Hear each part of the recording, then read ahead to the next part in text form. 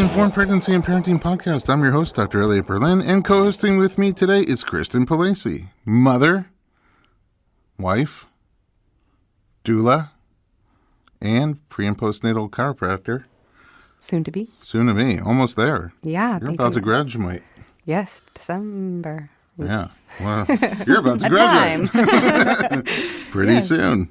And we're doing our before and after series where we sit down with someone who is expecting a child and finding out how things are going and how she is preparing for the birth, and then come back afterwards and find out how it all went. Our guest in the studio today is Shannon Maguire. She's a current lawyer, but former birth doula and very soon-to-be mama.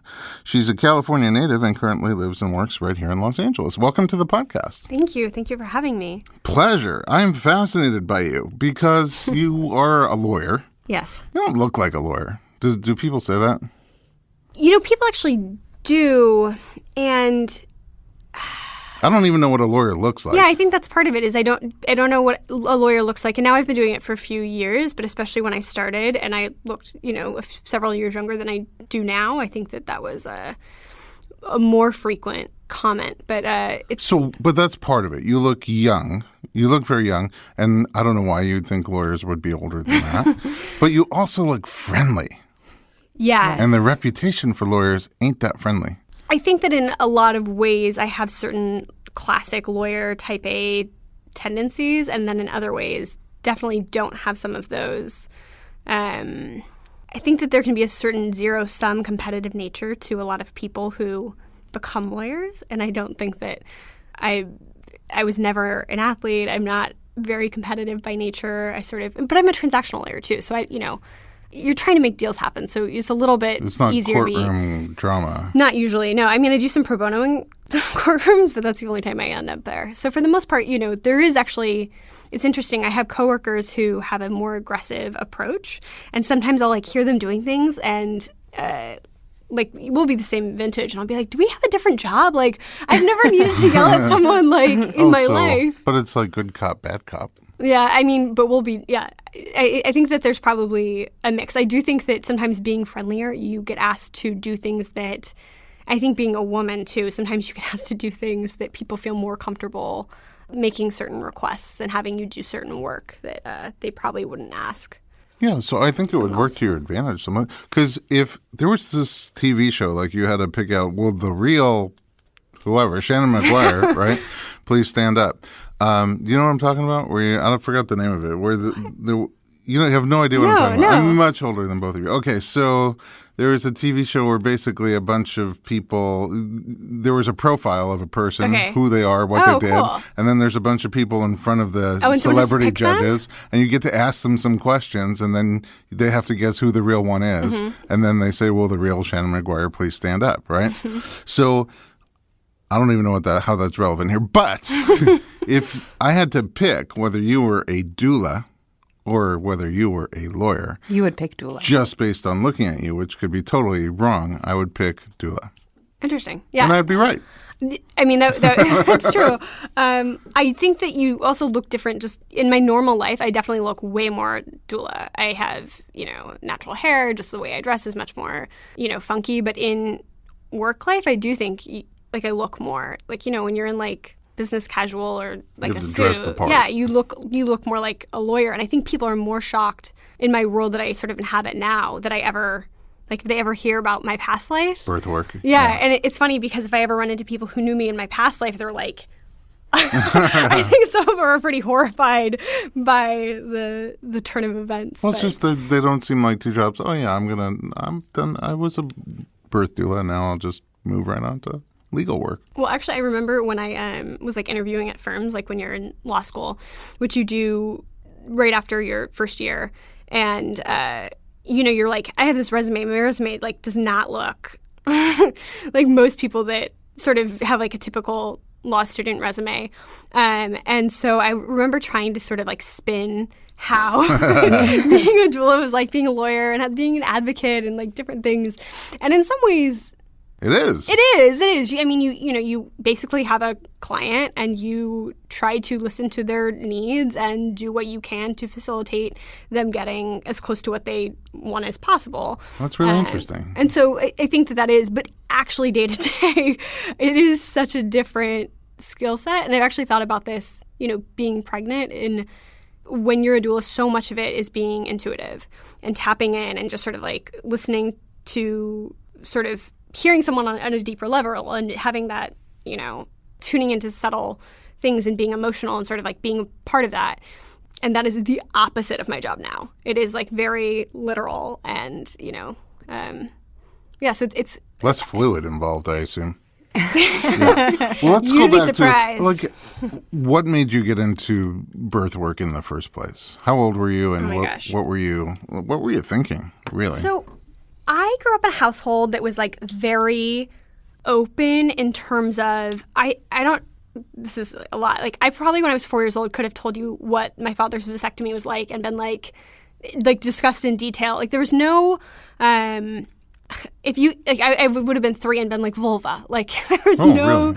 So I definitely grew up in a household with my mom being very Hippie? No, not Not really. hippie? My parents are not very hippie. I grew up in Orange County. Okay. And at the time growing up, my parents were more like conservative, but my mom's very loving and open. Conservative kids don't say vulva. Transparent, That's true. maybe? And let me just tell you that growing up, a lot of parents, I think, were like what my mother, Lisa Maguire, was like doing to her children. They were like, this is crazy. Like, you're way too open with. Oh, yeah. I Like remember having when my these- daughter went to school and we got a phone call because she said pachina. And they're like, no. I'm like, what do you guys call it? What's she supposed to use? Yeah. So we grew up with a lot of, I grew up with a lot of that. I was always really into, I've always been really into healing and different healing modalities since I was very little.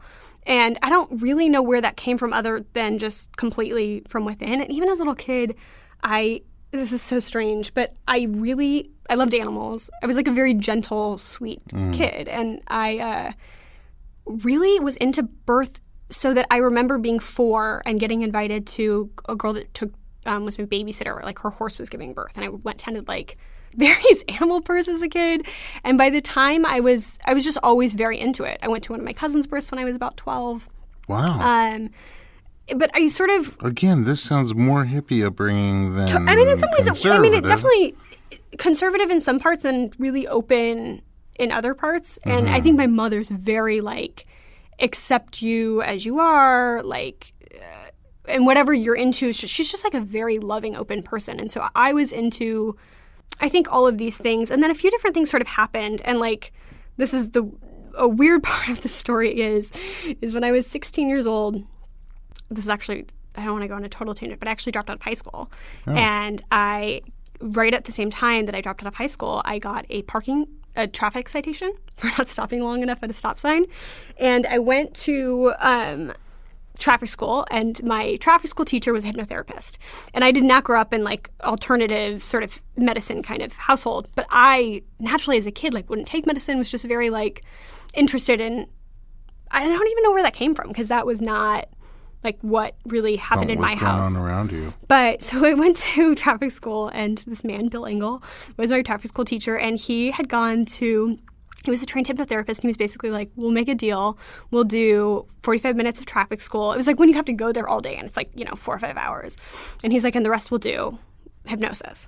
And 5 hours of hypnosis? It was like 4 or 5 hours of like learning about hypnosis, and we could ask him questions, and he was demonstrating things. Okay. And I had never been for your whole group. For our whole group. I mean, it was like we were all asking him questions, and he was talking to us about his practice, which I had, I was 16 in Orange County. Like I had never heard of this. Of hypnosis? No, I mean, I had heard of hypnosis, but more like from a like. Well, clinical. Like at a bar bat mitzvah, like not like a. Oh, that kind of hypnotist. Yeah, I never bark like a dog. Yeah, I've never really heard about like therapeutic and hypnosis. And another thing happened around the same time too, where I went to this leadership institute thing, which is its own whatever, and there was this group there from I think Iowa, and they were a group of transcendental meditators. And they came and talked to us about that. And that was also something I'd never been exposed to. And I remember sitting next to this girl I grew up with at this like meeting and her being like, this is so weird. And me being like, this is so You were into amazing. Like, this is so cool.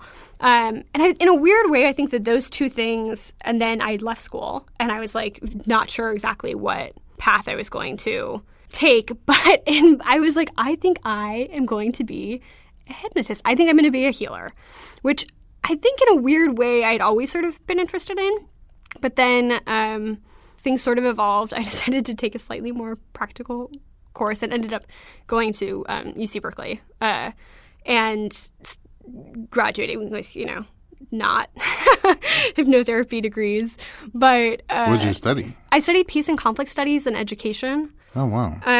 You're so all over. Yeah. I mean, sort of. I guess it's sort of all over, but in my like the way I sort of see it is a lot of things are sort of similar. But even when I went there, by the time I went to Berkeley, I graduated when I was young. I knew that before I graduated that I wanted to be a midwife and that was what I wanted to do. And it's interesting because I graduated in 2008 and it coincided with Ricky Lake's documentary, The Business of Being Born. And so it was funny because I remember, like, I'd spent a lot of time thinking about, like, how do you have an impact in the world that's, like, meaningful? What are essential things in the world? If the world, and I thought a lot about, like, because I was, really idealistic, like, teenager. And I really wanted to be, like, have a positive, role in the world, which is funny now for my life and what I do. Corporate law. But, yeah, like, yes, at, like, a large, international firm. But I really wanted to, I don't know, have this positive impact. I remember thinking, like, if the whole world fell apart, if, like, every system fell apart, like, what are really essential jobs?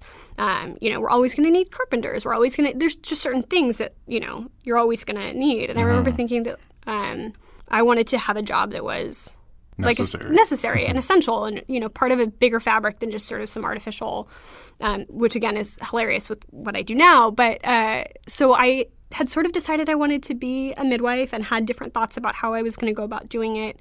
It wasn't that easy at the time to figure out a good path, in part because I say the Ricky Lake documentary, because I think in a lot of ways that was the most mainstream sort of thing that introduced other people to the concept of midwifery and doulas, other than sort of people who, like my boyfriend at the time had actually been born at home and had a Of course he was. Right, because I was like living, in the Bay Area with like people who had grown up in communes, and so. Do you have siblings? I have an older brother. Do you know what your births were like? Actually, a lot. So part of the whole growing up with everything being open, like I was also very into it. So my mom has a great memory, and I think growing up, hearing stories about her life, and when people sometimes don't know things about their parents, it really shocks me. So I'm like, of course I can tell you who my mom's third grade boyfriend was. Like, what do you mean? Like, but so I did know about my birth story and my brother's birth story, which both were not very positive. Who came first?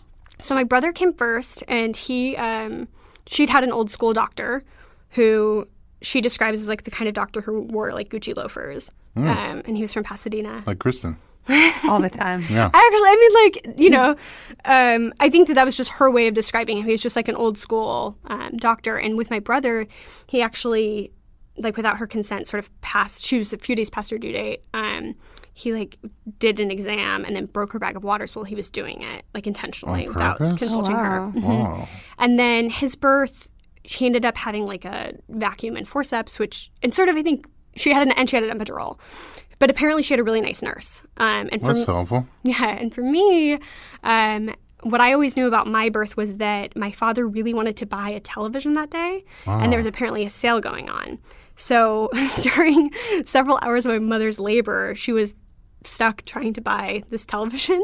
And like they went to the store? They went to the store, and she was laboring? like in total labor, and she's like, I remember hearing like her talking about having like a notepad and like keeping tabs on her contractions, and eventually they get the TV. No apps yet. Yeah, no apps yet. But she was like was her second child, and I think she was fairly far into labor.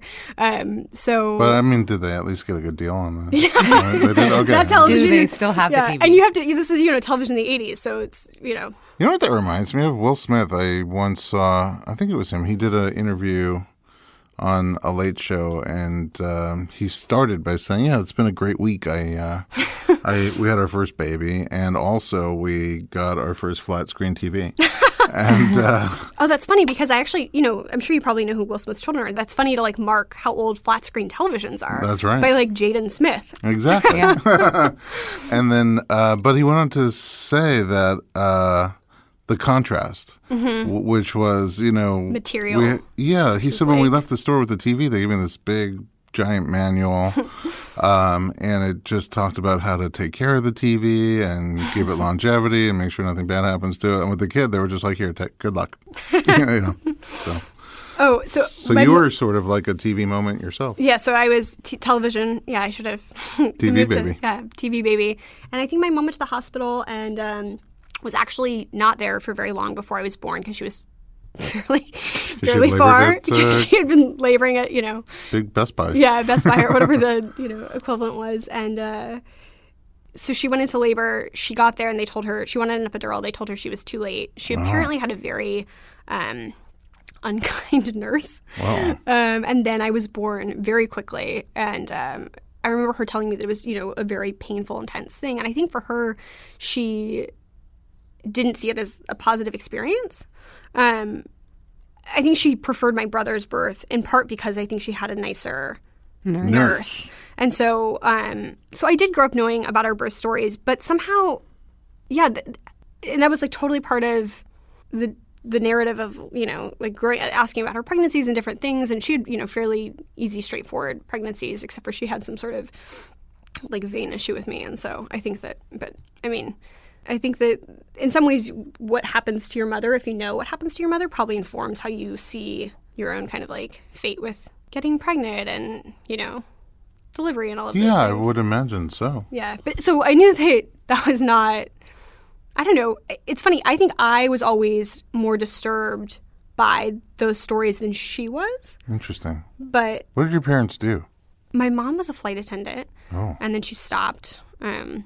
When we were pretty young, and my father was an entrepreneur. He was a real estate broker. He owned some gyms for a while, like that he sold, and he mostly was like a real estate broker. And actually, it was really fun as a kid because sometimes he would get paid in like free dinners, or like he'd put in a restaurant. Oh yeah. And so he had a little tab, and you just walk in. Yeah, and you'd like you get paid in like We actually, one of the things, he did the local theater in our town. And so for like 10 years, we had unlimited free movies. Oh, wow. Which was like incredible. That's really a good perk for kids.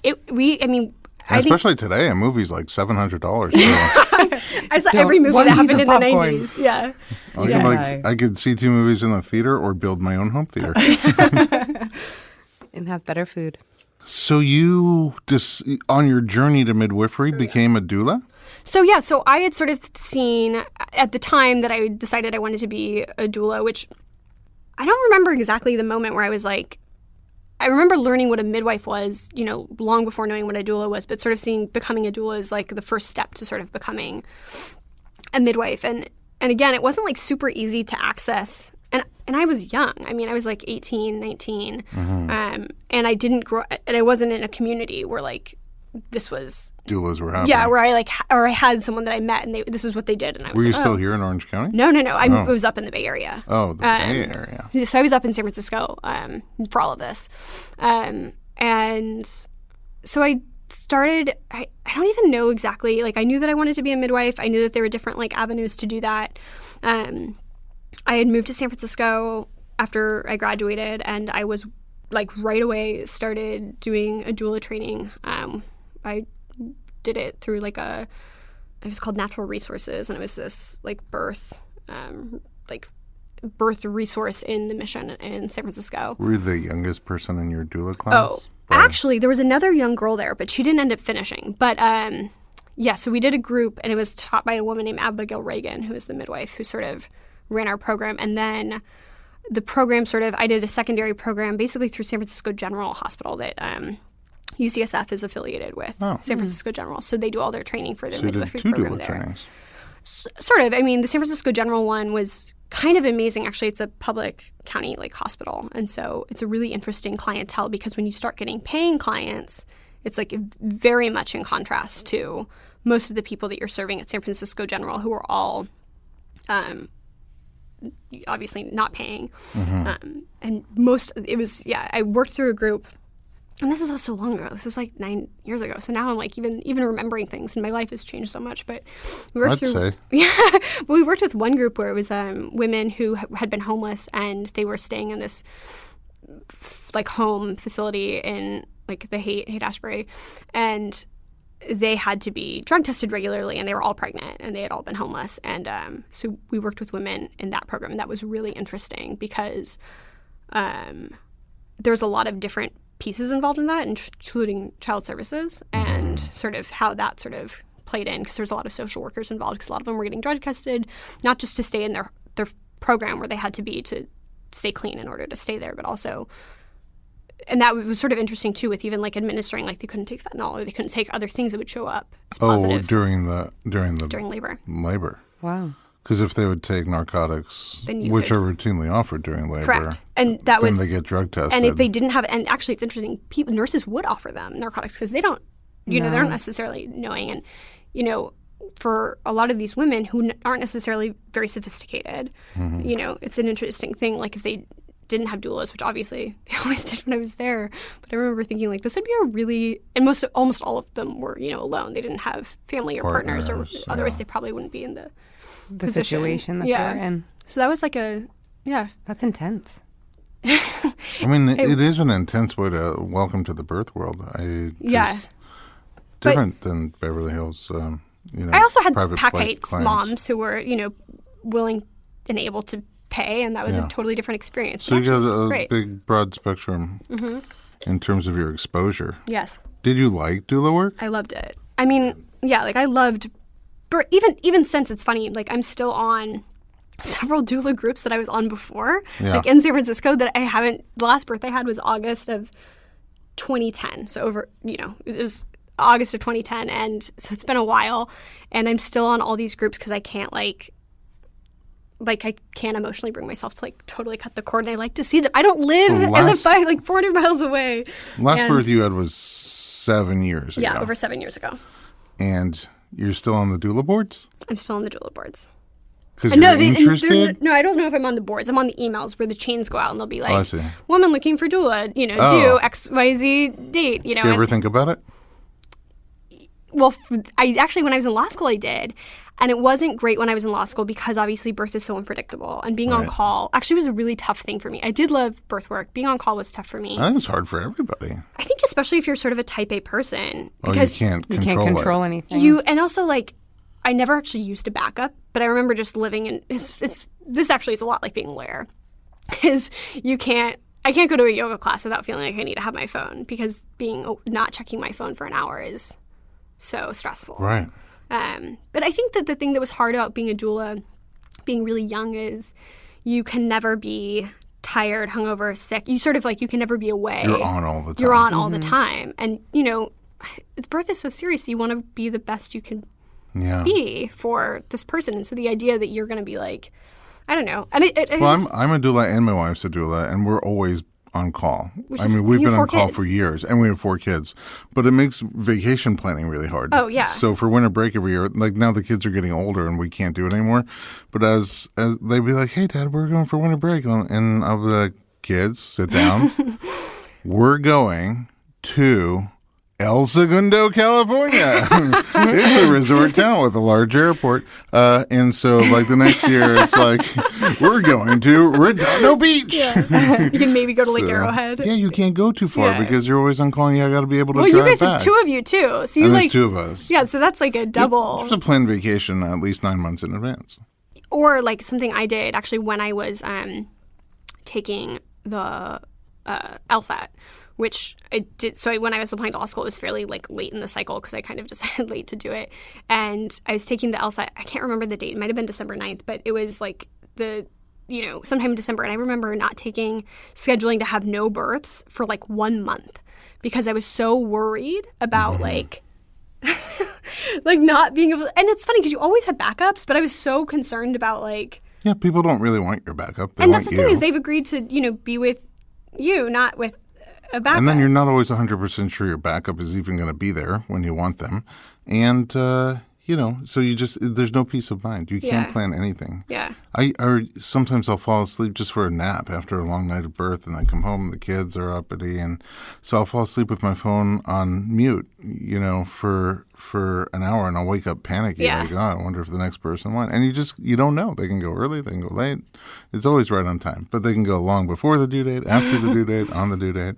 You try to space out your clients, and then all of a sudden 3 are heating up at the same time. It's a tough thing to balance. Except for then I became a lawyer, and that is exactly what my job is like now. And I literally wake up. I was going to say one stress versus the next. They're kind of very similar. Well, let's do different. this. We're going to take a quick commercial break, and we're going to come right back and find out how you went from doula to law. And then also, since you're having a kid pretty soon, we'll find out how, with especially your background, how you plan for your own birth. Join us in just a moment on the Informed Pregnancy Podcast.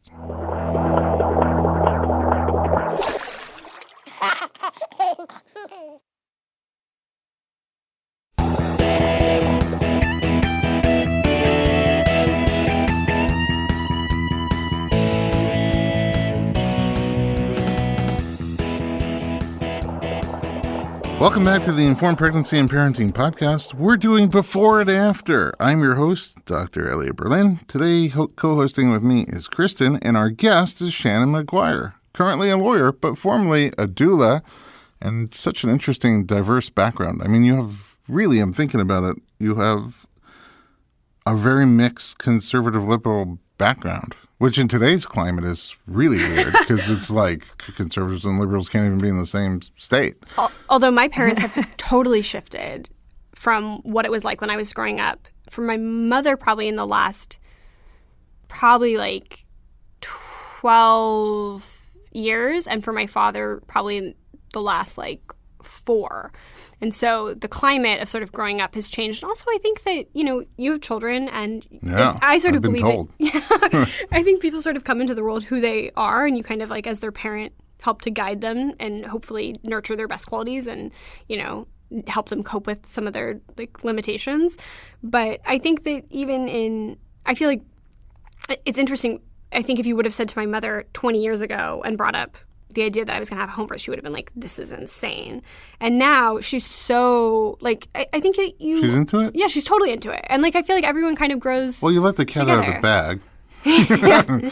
Oh, sorry. No, it's totally okay. You're excited about it. And we are too. But before we get to that, how did you go from, your whole focus, your vision was midwifery and the stepping stone was doula work. Mm-hmm. Yeah. When and how did you shift from that to law? So I think there's a couple things. First, something that always really interested in me and birth work is I'm really interested in how people are controlled and how people get agency and have access to decisions, and sort of I think birth is a really interesting point to sort of specifically look at how women are able to make decisions and sort of how that kind of works together. And so I think that is something I've always been interested in, is how people have access to things and how we are able to make decisions for ourselves, or think we're making decisions for ourselves, or how we're controlled. So I went into birth with like really just like a combination of wanting to do something that I thought was good for the world, something that I just naturally was super, super drawn to. And then also something I was from a more intellectual standpoint, was interested in. And I think that kind of also drew me to law. And when I was doing birth work, it was, 2008, 2009, 2010, and the economy was really bad. And I was like doing a lot of side jobs to subsidize this life. Oh, in distance to, you mean doula work wasn't paying the bills. Glamorous. Yeah. It's especially in the beginning, where you're doing a lot of like low fee or no fee.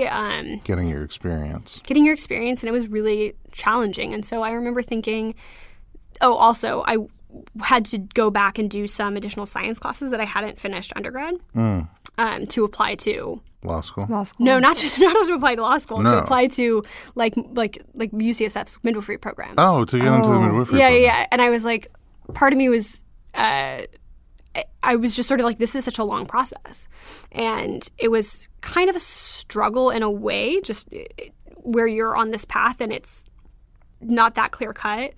And it's long, and it was financially difficult to sort of sustain. And so I sort of decided that I was like, you know what? Like, something that really drew me to birth work is I think it's like amazing how you can have such a huge impact on one person. Sort of per my mom's story, like, you know, a nurse who's not very good, you know, having a pretty, like, you know, that can really affect someone. Or conversely, it's really powerful. Yeah, if you have a good person, more like for my brother, it can really make you feel like it was, you know, such a different experience. And I think birth can be really traumatic and stay with people for a long time. And that was something that, I don't know, the idea that you could help someone with that, this important point, hopefully. But obviously you can also, if you're not having a good day, maybe make some mistakes, just be a human. But so I was sort of thought that maybe if I went to law school, I'd be able to sort of be more useful for more people. So when I went to law school, I really was one of those people who went to law school not understanding how things worked. And I was like, I'm going to change the world. I'm going to help people. Which I suppose I help people of sorts, but not the way that I imagined. Yeah, not the way I imagined. Which it's not too late. But you said you do pro bono work too. Yeah. Our firm, we all do pro bono. I actually just finished an adoption. An adoption last week. Oh yeah. Mm-hmm. But so there's still elements of helping people in that way. Yeah, I mean, we do like asylum cases that are like, you know, like you help people, and those are like meaningful. But for the most part, my job is helping people. It's just not helping people in the way that I thought I was going to be helping people. But it is paying the bills, like you thought. Yes, and it's like an incredible, and I think that it's funny. Like, I think it's an empowering thing in a way that I think there's different seasons in life. And I think that being a professional person, which is something that I didn't see myself, like when I was 16 or 12 or any, you know, I never really saw that as being a path. And I didn't really grow up with very many like professional people in my family. And so I remember my first like summer internship when you go to your firm and like standing and like you're like in this, you know, fancy like high-rise giant building, and you have your own office, and you're like, you know, wearing a suit. And I remember being like, oh my gosh, this is so wild. I can't believe this is like, I don't know. It wasn't what I had wanted, but I'm still sort of in a way proud of myself for having gotten there. And I think that it's fulfilling something in me that I didn't know that I needed, maybe fulfilled. So is being a lawyer like it is in the movies? Like, was that something that brought you to wanting to be a lawyer, or was it just more like, I mean, do you ever think about that? Is that something that crosses your mind, or is it not? Being a lawyer, it is so different than being in movies. And I think that generally whenever you see like glamorous people where you're like, so much of my job is so unglamorous. You have so many excruciatingly long hours. And I mean, I find it very challenging to like find time to like cut my hair. Like, I cannot imagine like when you see people on television, I mean, I don't know, parts of it are glamorous, I suppose. And the type of law that I do is I do real estate and I work on hotel deals. And so the deal that I worked on all weekend is like a hotel that's like amazing. It's like a really, you know, sexy hotel that if you were rich, maybe you'd go for your honeymoon. Ooh. But, right, like I'm not there though. I'm like in my like pajamas in my house at 6 a.m. on like Saturday on a call, like turning documents the rest of the day. And like, you know, so it's a different, it depends, but it's it's an interesting twist. Are there tools from your doula life that you bring into law? I think as a person, I'm very calm. Mm-hmm. And I think that part of being a good, I think there's different styles for birth. And I think different people bring different things. I think that something I brought was a lot of calm. And I think in most hectic situations, which at my job, there's hectic situations almost daily at some point. It's just sort of staying calm. And I think in some ways you preserve your energy better. Mm-hmm. And you just sort of like don't get caught up in it. And I also am able to, I think, compartmentalize in a way that some of my colleagues have a harder time with, where like at night people tell me they're like, I can't sleep, I'm too stressed. Because they're thinking about the deals. Case or the work or the deal. And I'm like, I've never had that shut happen. It off. I close my eyes. That's an amazing talent, actually. Yeah. I'm the opposite, because my background was in working in ambulances and emergency rooms, and so sometimes I'm at a birth. Like I was at a birth recently with a midwife where things got really intense. Oh, that's tough. Yeah. And it was all okay, but I stayed calm the whole time. And the midwife kept checking on me afterwards. She's like, are you okay? Is everything okay? How are you feeling? Do you want to process? I'm like, I'm fine, because I'm used to working with people during very intense situations in ambulance or emergency, like near death or death. Right. So, birth, most of the things I say at birth, they're sometimes intense, but everything's okay. And you see that everything's going to be okay. And then when everything is okay, I'm not going to lose a minute. So I think I think with birth, definitely not learned. I think I am calm. And then I think in deals, it's very much like being in an ambulance, and it's always life or death with these deals. With the deals, yeah. At least it is to them. Yeah. People pretend like it is in this way that sometimes you literally have to tell yourself, you're like, no one is going to like lose a limb by me like not finishing this in the next 20 minutes. But I also, you feel that. You feel like the pressure's there, but the pressure's there. But I feel like in general that's something that I've learned. And then I don't know. I actually feel like I've lost some of not lost, but I've sort of stamped out some of the things that I think made me a good doula, which I think maybe people who are my friends feel like I still have, but I definitely don't feel like I'm. Like what kind of things? I just feel like I'm not as. I feel like this is so crunchy. I feel like my heart's not as open in this way, and I feel like I'm not as intuitive as I used to be. And I think that's something that was really nice about being a doula.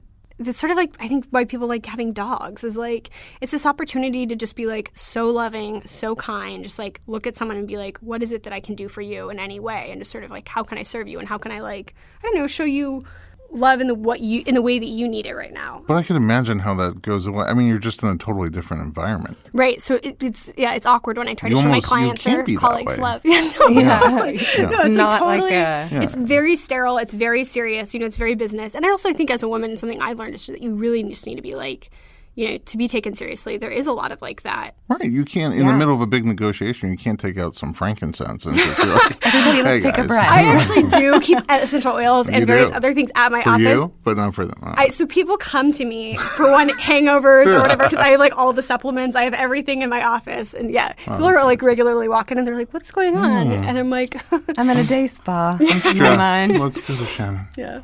All right. You're pregnant now. Yes. You're how many weeks? I'm a little over 34. So it's coming soon. You're getting close. Yes. How are you planning for your birth? You said you're planning to have a home birth. I am planning to have a home birth. How am I planning? Well, it's actually funny. Like being a doula, I feel like has been useful in that I do not have enough time to do all the research I would want to do if I didn't know a lot about birth.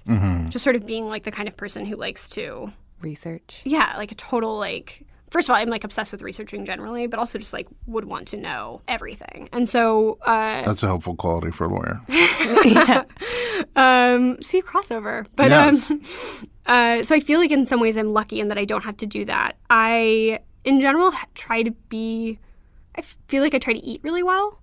As much as you can, although I do some like strange things too, even at work, where I think people think it's like, I come in with like just random vegetables. I keep like gelatin powder next to my desk. Gelatin powder for just some protein? Yeah.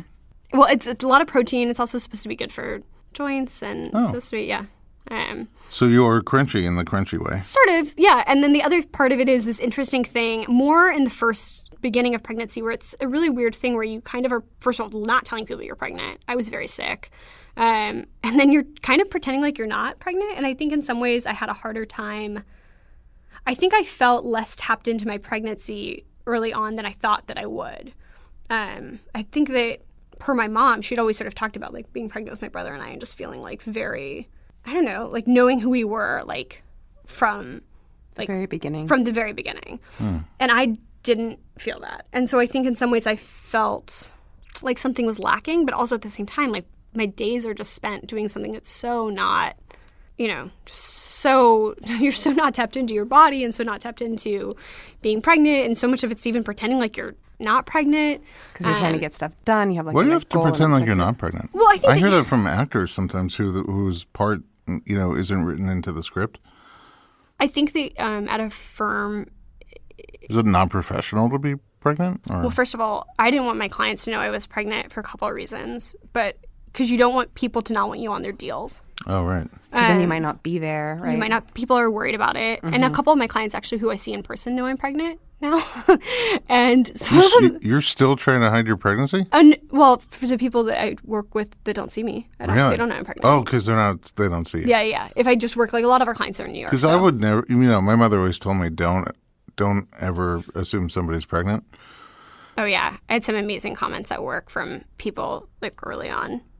That were trying to figure it out. That it just asked me if I was they're like, just you're outright gaining weight. Yeah, just like, are you getting fat? I was like, right. Oh my God. But you're pretty tiny. So Yeah. Did you start showing early? Yes, I did. I started showing like really early, which is interesting because I gained about 15 pounds in my first trimester, and currently I've gained about 30 pounds, which is not insignificant. Over 2 more trimesters with a lot more baby. Yeah, but like so it did for me. It happened like Quickly. Literally like the minute I became pregnant. I was, with like, our pregnant. first kid. Yeah. I gained 15 pounds in my first trimester. Is that true? Yeah. Like People were around me were just asking if I was pregnant. I mean, my wife. But why did you choose home birth? Because as a doula, did you go to both? Yeah, I went to both. I did. I don't know what to say other than I've always thought that I can't even imagine not planning on doing a home birth. And I understand that in life you get dealt with whatever hand of cards you get and you play them the best you can. So obviously I could end up at the hospital. And so when people ask me where I'm delivering, I say, well, I'm planning on delivering at home because That's smart. Yeah, because even, in the last few weeks, things could change. Different things could happen that beyond just like getting a transfer, which I hope doesn't happen. But Transferring during your home birth? Yeah, during your home birth. But I don't know. I really trust my body. Actually, it's per the preparing thing. In some ways, I feel like I don't prepare properly because I work all the time. And so people are like, you should try to walk 3 to 5 miles a day. And I'm like, I'm going to try to shower tomorrow. I hope that's good enough. But you can sort of walk in place in the shower. Yeah. I mean, I actually do sometimes. I'll like literally squat in the shower because I'm just like, oh, I should do something for my poor body. I see you, which has been positive, although I got a birthing ball that I'm now sitting on in my office. But in general, I would say I feel really confident about giving birth, and a lot of my anxieties that I feel are more transferred towards caring for a newborn or recovering physically post-birth. So I don't know, like having a home birth just feels so like I don't feel anxious about it. I really like and trust my midwives. It's interesting because you described your mother's 2 birth experiences in the hospital, and obviously one was more empowering than the other, but she wanted the intervention. Yeah. Oh, yeah. And you don't want the intervention. No. Yeah. I would be, obviously things are whatever they are, but I hope that I feel like if everything is okay physically, I'll be fine. Like I feel like I'll be okay as long as, Are you going to hire a doula? I actually have not hired a doula yet. And we've talked about this because I've thought about having you as my doula because I'm sort of, when different people have different ways of coping. And for me, it'd be hard to know, like you probably didn't know how you were going to labor. You thought you were going to labor one way and you labor another. And I think for me, I generally I'm kind of go inward. Like when I'm dealing with stress or pain or whatever, I'm not like, I don't call a friend with like a problem. People more do that. You go inside and deal with it yourself. So I kind of envision myself literally being in my bathroom by myself and just kind of like, I also have a husband who's, I think will be great. But I think that if I did have a doula, something that we've talked about is that something that's comforting for me is feeling like you're practically getting something done. So I think body work in a way at birth feels like it's funny because like I obviously was a doula, but the idea, I'm not sure how I would feel being doulaed. Yeah. And that's totally like as a person, just generally, like I feel much more comfortable giving that than receiving that. Yeah, I think it's 2 reasons why people use our service in general. One is because it's body work, which is different than doula work.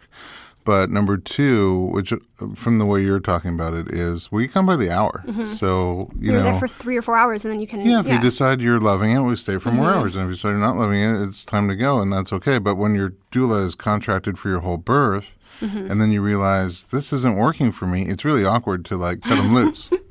Oh, yeah.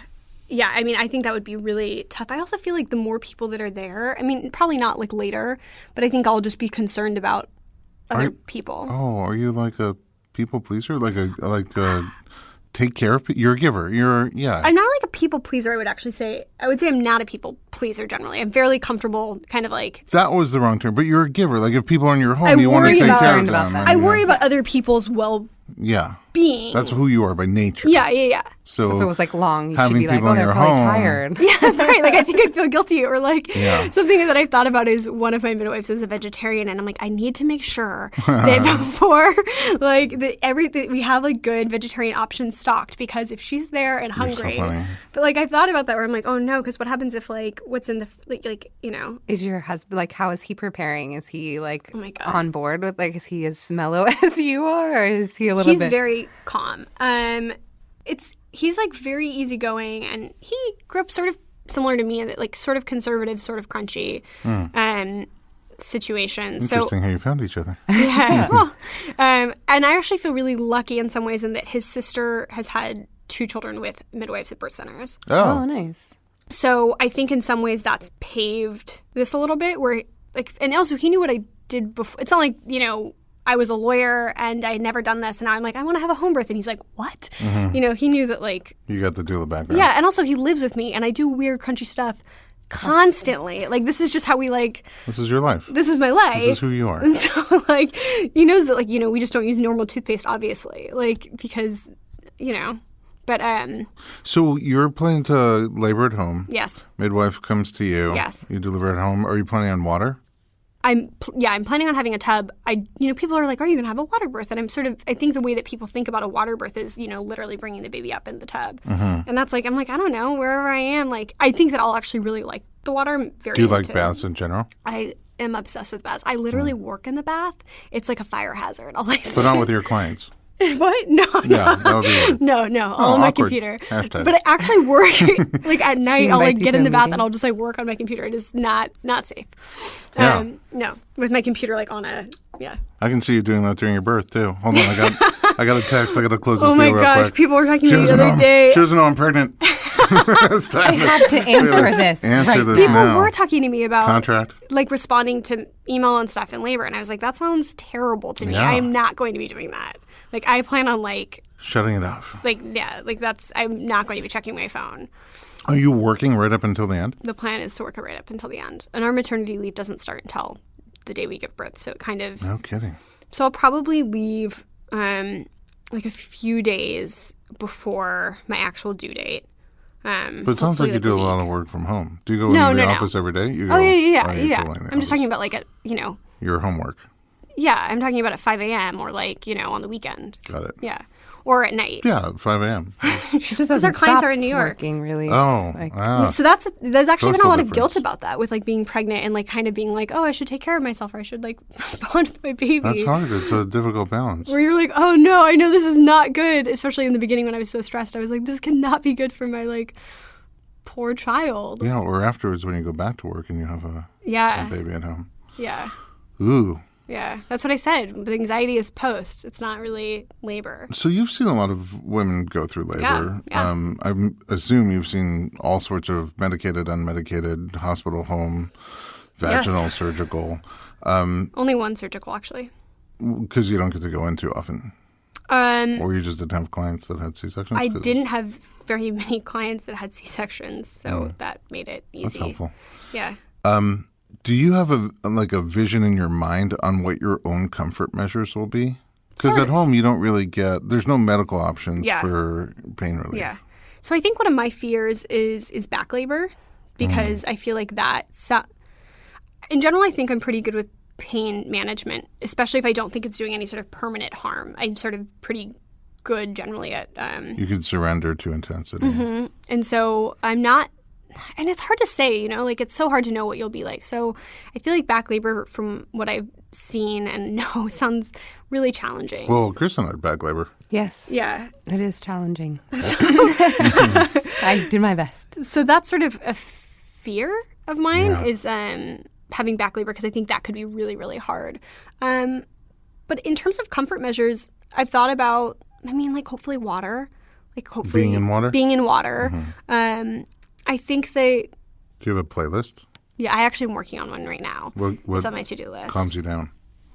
So it's actually right now I've sort of only started at like what would be like the beginning, and it's more sort of like I don't know, sort of things that feel more moving because I'm sort of hoping that it'll help me go inward because I think that that's where I'd want to be. That's where you want to go, yeah. Yeah, so it's more songs that when you listen to them, they make you feel more like emotive. Oh, God, I don't even know. I should like look at my like on your. They're like because afterwards you can share it with other people on Spotify. Oh my gosh. Yeah. I feel like I'd be way too On shy to do Spotify. that, but I'll give you a link. Okay. Actually, I don't know if I will. I don't know how to do that. I'm not that tech savvy. He'll like reorganize them for you. He's Please, like, "No, yeah, this one, please. put this one I in." actually, one of my best friends I do wants to. parodies. Oh yeah, Yeah, like one of the things I do at labor because I feel like. bring levity. Yeah, I feel like if you're laughing, good. your body knows you're not in terrible Distress, danger. yeah. So sometimes if the setting is right, not everybody likes this kind of thing, I'll take whatever's on your playlist and sort of improv parody the lyrics for labor and delivery. So if you you're know. going to be there, I should send it to you in advance so you can get like a No, few, like, things it's prepped. much better when we do it on the spot. Much better. Because we end up all doing it together. One of my best girlfriends wants to be there, and I do not want her to be there. She's like a wonderful person. She's a very dramatic, like not soothing presence. And so one of the things that I have sort of expressed to her that she could do that would be helpful is helping me work on On your playlist? my labor playlist. Well, that's great. I've also told her, I'm like, if you're going to come at all, it is like immediately, like when I'm like realize I'm actually in labor and we can like have a glass of wine and I'm going to like take a bath, like, And then go home. and then you have to leave. Okay. Yeah. What oils do you like? So I actually can't smell. Oh, really? Yeah. So I cannot smell oils, but I still use them. But you use them? Correct. Can you taste them? Yes. So some oils you can actually dilute and... Yes. So what oils do I use? I use frankincense. Were you born? I mean, we just glossed right over that. Yeah. You were born with no smell? I wasn't born with no smell. I would call it the equivalent of having like bad eyesight and going blind. I was born with limited smell, and then it went away and it was completely gone by the time I was about like 13, 14. Wow. Do you miss it? Actually, it's like interesting. I don't really think about it a lot. And for the most part, I've lived in places where like people are like, wow, it smells like when people talk about what it smells like, it's usually terrible. Yeah, that's true. Like I used to Like live a in downtown superpower. LA and Do you people would guys smell that? Yeah, it would just be like, everything smells like piss. So for the most part, I don't. However, something I used to think about a lot as a doula is Abigail Reagan, the woman who trained us, we would talk about the smells of birth and how you can sometimes tell when things are progressing by the smell. Yeah. And I remember thinking, like, this is a sense that I don't have. So there's a couple things with that. Like, and then additionally, caring for an infant, one, like the bonding element of just not knowing what my child's going to smell like makes me sad. Yeah. And then two, the sort of like literally not being able to smell dirty diaper or things like that make me, I mean, I wouldn't say I miss smell. It's not that big of a deal. I think if you're losing a sense, it's definitely the one that I would pick. Right, sure. But there are certain things with this in particular where I'm like, oh, it'll be interesting that like if I am trying to figure out if something's pee or amniotic fluid, like I'm not going to be able to Oh, you won't be able to smell it. Smell it. Do you compensate for it in other senses? Do you have like super taste or? I do think I compensate through it with other senses. Yeah. Because I'm face blind, but Right. I'm very sensitive to voice and laughter and mannerisms in ways that other people generally aren't. Because I mean, you seem like a great person. You can't smell the milk, but for some reason everybody's like, taste it. Tell me if it's sour. But you'd be like the best person to taste the milk. And I actually feel like there have been parts in pregnancy that I was pretty like threw up quite a bit during my first trimester and felt very nauseous for pretty extended period of time, and I had zero food aversions, and I feel like one of the reasons I had zero food aversions was because I can't smell. Right. And I actually wondered if when I was pregnant, something I've thought about is like, I'm like, oh, I wonder if when I'm pregnant I'll be able to smell it all. Like I wonder if anything will come back just because, Yeah. so many people are like bloodhounds. Nothing. But I feel like in actually being pregnant, it's probably been nice because I didn't have any like triggering things where like something would smell bad and you'd be like, oh, I feel sick, or and even when you get sick, like you can't smell. So I don't know. I think there are pros and cons. Yeah. Yeah. Well, you're cheerful about it. Yeah. I mean, It's kind of like what you said. If something had to go, yeah. smells It's one not that. Yeah. we'd pick. I don't know. But in terms of essential oils, I still use them because I still believe that on some level I'm receiving them. Sure, they're not just about the smell. Right. It's Yeah. about just like, They like have literally. chemical properties that are helpful to us. Right. So that's Just sort like of. they're helpful to the plant from which they come. Mm-hmm. All right. Well, yeah, I love how open you are. And Gosh, it's funny how you said that being a doula and being a lawyer have similarities that at first it just sounds like I was a pet groomer and now I'm a dentist. But they really are similar in a lot of ways, and there's so much complexity to you. I really appreciate you coming and sharing your personal life and your journey with us. And I'm very excited to bring you back afterwards and see how it all went. I know. I'm excited to see how it went, too. It's coming fast.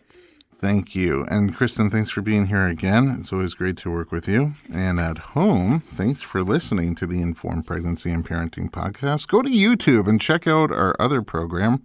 It's called The Real Midwives of Los Angeles.